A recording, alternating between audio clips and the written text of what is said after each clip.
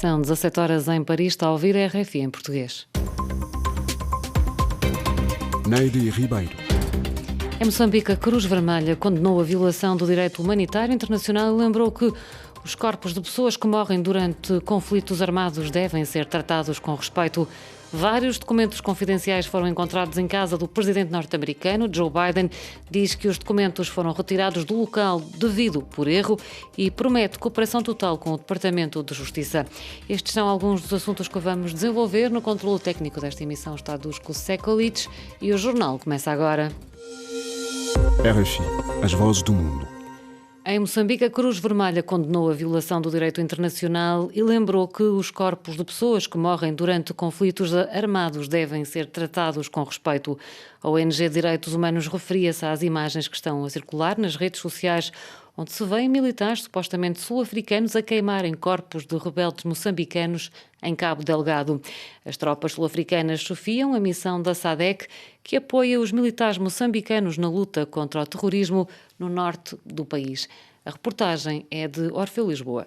Foi em comunicado que esta organização internacional repudiou a incineração de cadáveres algures em Cabo Delgado por tropas que se alegam da missão regional da SADC e defende o Comitê Internacional do Crescente Vermelho que os corpos de pessoas que morrem durante um conflito armado ou outras situações de violência devem ser tratados com respeito e a sua dignidade protegida, e os restos mortais humanos devem ser procurados, identificados e recuperados para ajudar a garantir que não fiquem por explicar o paradeiro, uma posição a que também realça o capitão e tenente da reserva Abdul Machava, que defende uma investigação séria da SAMIM. Moçambique é signatário de várias convenções das Nações Unidas que colocam balizas para evitar excessos nos combatentes no campo de batalha.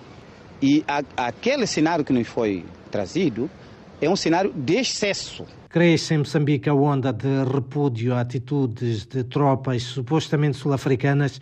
De Maputo para a RFI, Orfeu, Lisboa. O ministro dos Negócios Estrangeiros da China, Qin Gang, foi recebido hoje em Luanda pelo presidente angolano João Lourenço e pelo homólogo Tete António para falar sobre questões da cooperação bilateral. Angola é uma das etapas do roteiro africano do diplomata chinês e coincidiu com a celebração dos 40 anos de relações diplomáticas entre os dois países, iniciada em 12 de janeiro de 1983. Durante a passagem por Luanda, o ministro visitou ainda o Parque Tecnológico da Huawei, uma gigantesca estrutura composta por centros de formação e inovação que custou cerca de 55 milhões de euros e foi inaugurada em novembro do ano passado. Desde 2007 que Angola é o maior parceiro comercial da China em África e a China é o maior credor de Angola. Fim da deslocação do ministro dos Negócios Estrangeiros espanhol à África. A visita de José Manuel Albares Bueno terminou em Bissau, onde assinou 2 memorandos de entendimento, anunciou a retoma do programa de cooperação com a Guiné-Bissau. O chefe da diplomacia espanhola sublinhou a importância dos vizinhos países da África Ocidental em matéria de segurança e migração. O primeiro objetivo desta visita é retomar a relação entre a Espanha e a Guiné-Bissau, no momento em que a África Ocidental se encontra numa situação complexa, difícil, como não estava há muitos anos, e onde a Guiné-Bissau tem demonstrado como se pode estabilizar e caminhar para a democracia. A Espanha vai retomar o seu programa de cooperação com a Guiné-Bissau. Nas próximas semanas vai haver conversações para estruturar um programa de cooperação. Os países da África Ocidental são os nossos vizinhos africanos. Há uma cooperação exemplar com a Guarda Civil Espanhola em matéria de segurança e migração para lutar contra as máfias de tráfico de seres humanos e contra todos os tráficos ilícitos. Bissau 94 FM. Vários documentos confidenciais foram encontrados em casa do presidente norte-americano. Joe Biden diz que os documentos foram retirados do local devido por erro e promete cooperação total com o Departamento de Justiça. As explicações com Catarina Falcão. Alguns documentos classificados datados de quando Joe Biden era ainda vice-presidente dos Estados Unidos, ou seja, entre 2009 e 2017, foram encontrados na sua residência privada em Wilmington, no estado de Delaware. Esta é uma prática proibida aos presidentes e vice-presidentes dos Estados Unidos, que quando abandonam o cargo devem entregar todos os documentos oficiais e secretos, incluindo cartas e e-mails, aos arquivos nacionais. Recentemente, vários documentos confidenciais foram também encontrados na casa do antigo presidente Donald Trump, levando a uma investigação devido ao grande volume de caixotes descobertos na sua mansão de Mar-a-Lago, na Flórida.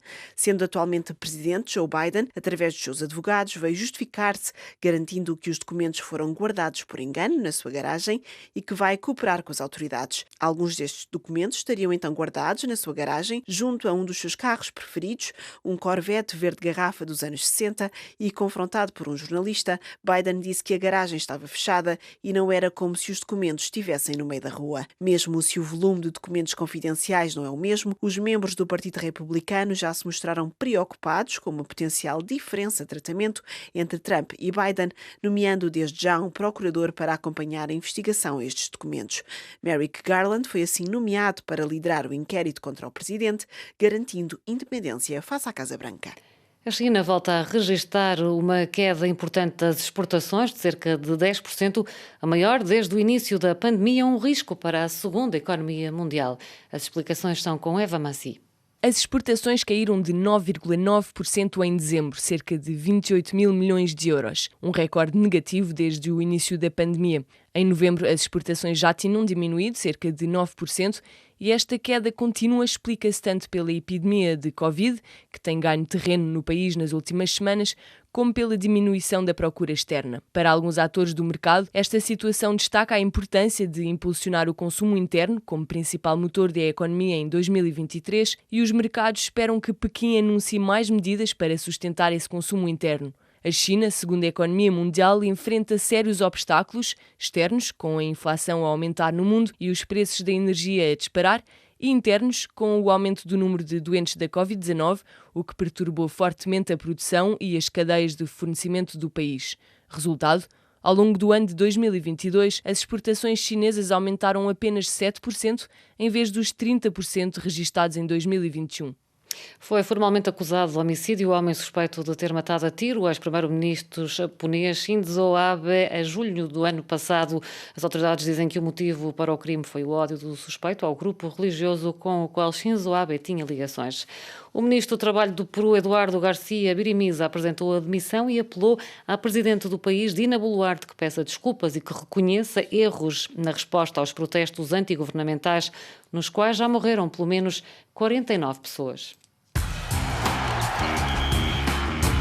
No desporto, a cerimónia de abertura do Campeonato Africano Interno de Futebol está prestes a começar no estádio Nelson Mandela, em Argel, com o jogo entre a Argélia e a Líbia, uma prova que conta com 18 nações, se Marrocos estiver presente. Em declarações à imprensa, Majid Bouguerra, selecionador da Argélia, abordou as hesitações de Marrocos em estar presente, mas antes disso afirmou que a seleção argelina está preparada para a prova, que é vista como uma missão pelos jogadores e técnicos da equipa.